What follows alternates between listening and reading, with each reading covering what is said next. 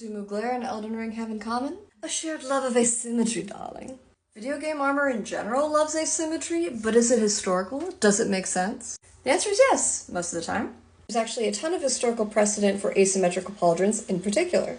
And the reason is, it's for the lance. Now this is a jousting armor in particular, where the asymmetry is very exaggerated. But it's a really good illustration of what we mean, which is to say, when you couch your lance on your right side, and it's pointing directly forward into your opponent, it is going to hit them on the left. Therefore, your left side needs to be extra protected for the same reason, which is to say your opponent's lance is going to come in and hit you right here. European warfare in the early modern period was very cavalry dominant, where the lance and the mounted charge was an extremely important part of your average battle. So you'll see countless examples, especially in the 16th century, of these armors with these reinforced left pauldrons. Video game armors often misunderstand that point, so they just kind of put the big pauldron wherever. So it really doesn't make sense for your big pauldron to be on the right unless you know that you're going to be jousting lefties. And also, as I discussed in a previous video game armors love to grow the pauldrons upward, where they have these really exaggerated hot pieces or even like big bevers that come up around the neck. When again, to defend against the lance, you're really protecting more of the pec and this lower shoulder area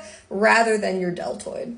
All that said though, your body kind of wants to be symmetrical. Think about how many back, neck, and shoulder problems you have because you carried a 30-pound messenger bag all through college on one shoulder. Now apply that to armor. Your body moves best and is most healthy when it has weight distributed evenly across it.